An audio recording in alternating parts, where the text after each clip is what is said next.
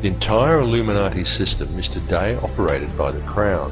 And what is the Crown exactly?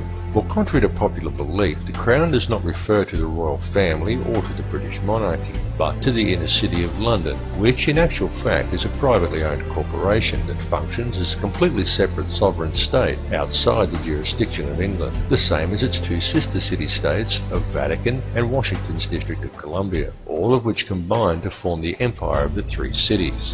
Most people are completely unaware that when they swear allegiance to the Crown, they are actually swearing allegiance to this private corporate empire owned by the 13 Illuminati families. These are the very same private individuals who also indirectly own and operate the World Bank. And what does the World Bank do exactly?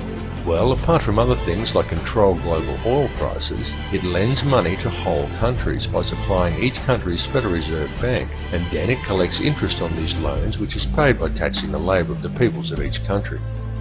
Now let me just run that by you again so you clearly understand how this works. If you live in a country that has a Federal Reserve Bank, then the World Bank, a privately run company that is able to legally create money from thin air, is who supplies your country with money at interest. And you, as the individual, is required to pay a tax on your labour to pay off the interest on the government's loan from this private bank. Many people are duped into believing that their taxes pay for infrastructure, and without taxes there would be no roads and no schools and the country would fall apart. But this is completely untrue. The government has the legal right to coin its own money and control its value, but it does not. It borrows money from a private bank and uses this bank loan to pay for infrastructure, and then you are taxed in order to pay off the interest on the loan. Interest which, from a business perspective, is pure profit for the international banksters. However you choose to look at things, one thing must be clearly understood, and that is that each person in the Western world who has a job is forced every year to give away approximately 3 months' worth of wages in taxes, and that tax money goes directly into the pockets of the private individuals who own and run the World Bank. It's one big privately run scam. And if you ever allow yourself to be microchipped and cash money is abolished altogether, which is their plan, then all bills and all taxes will automatically be removed from your account when they are due, whether you actually owe the money or not. And if you complain about the system, well then they can simply turn off your chip. Since all commerce will centre around the chip, you will not be able to buy food or pay rent or do anything at all, and there will be absolutely nothing whatsoever that you can do about it. And that is their goal, to limit the size of the population on Earth and to microchip those that are left. And then it's game, set and match, and total control of the world and everyone in it will be in the hands of an international cartel of criminal banksters. This whole scam is being planned and carried out very methodically. It is these people and their minions and puppets who attend such gatherings as Bilderberg meetings and the Bohemian Grove Summer Festival, and who still adhere closely to the schools of ancient mystery, which many such as the late Bill Cooper have referred to as the ancient mystery religion. However, it is more a mechanism of control designed to reach an ultimate goal than a religion. Though steeped in ritual and what many would term black magic, it is simply a system. The Illuminati system, and though its workings seem complex to the layman, in reality it's quite simple, and it's also very easy to see once one has acquired the correct manner of looking at things. And there is definite purpose and reason in the ritualistic nature of this system, in its use of numerology, symbolism and ritual, and all that is needed to realize this is a deeper understanding of the true nature of the universe and how we are all connected to it. However, this film directs its focus on the system itself and a key to this system functioning, which is through covert control of the money supply by very few people.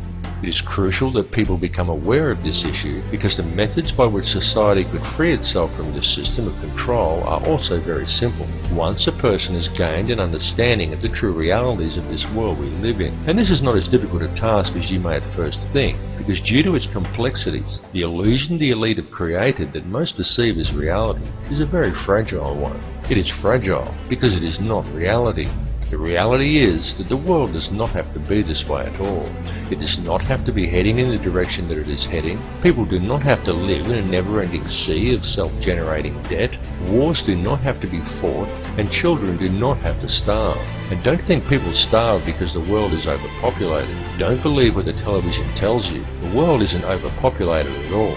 In fact, let's look at it realistically with a simple comparison of population versus land mass, and we can do a rough estimate and formulate a quick hypothetical to demonstrate this very easily.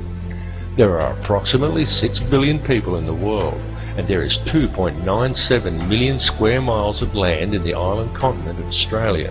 2.97 million square miles breaks down to 1,900,800,000 acres, which then converts down to 7,603,200,000 quarter-acre blocks of land.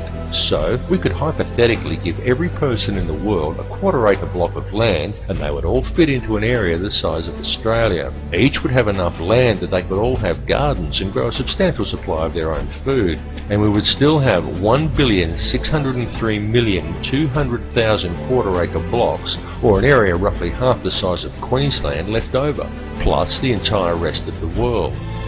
Now just pause to let that sink into your brain for a second.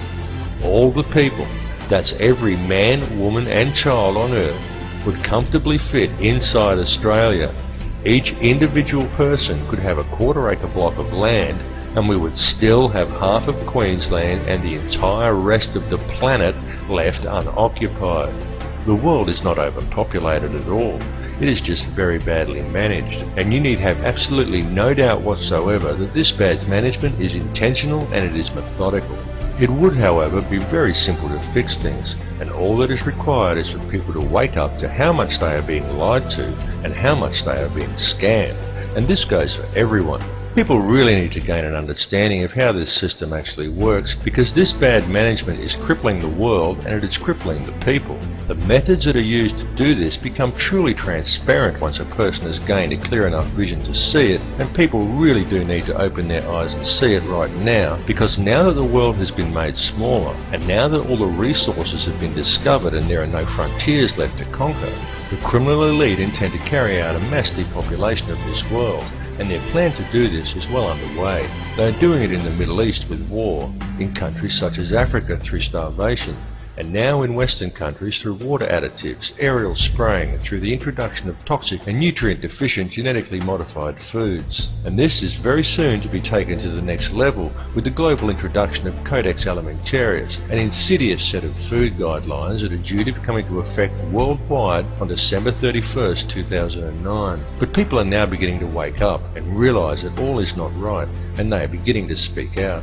The police need to understand this situation and take action to address these matters as well, and this is very important, and there is no reason why the police should act against the people who are waking up and speaking out against this corrupt system, for the police are also being scammed, just as badly and in some ways even worse than everybody else.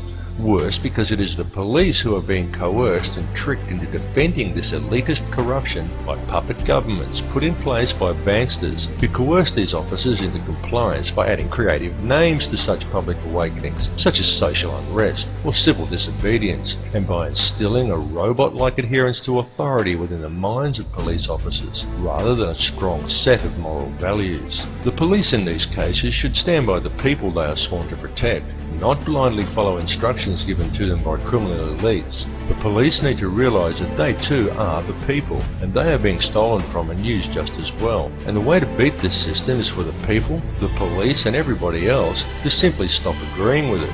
And also the politicians who bow to these corrupt money cartels and enact these ridiculous pieces of legislation. These politicians need to seriously think about what they are doing.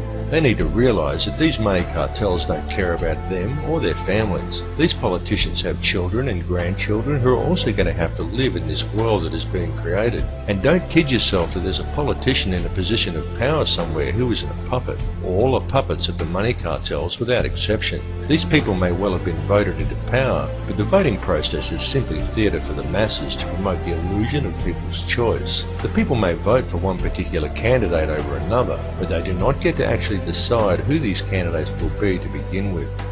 The people of the world need to realise their own potential and wake up from the dream that they are living in. Forget what you were told and trained to do by the TV, because it's a lie. TV is there to train people what to think and how to act. End of the list.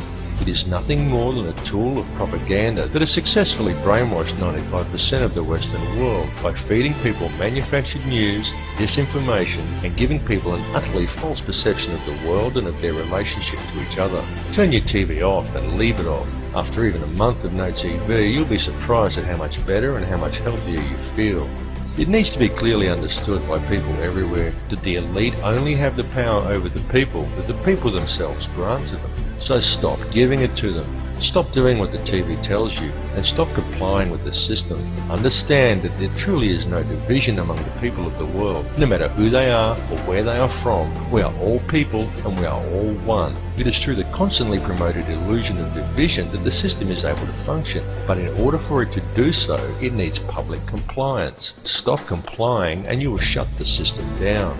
You will shut it down completely, because if people stop complying, it will simply implode. It will collapse like a house of cards, and all it would take for this to occur is global awareness of how it really works.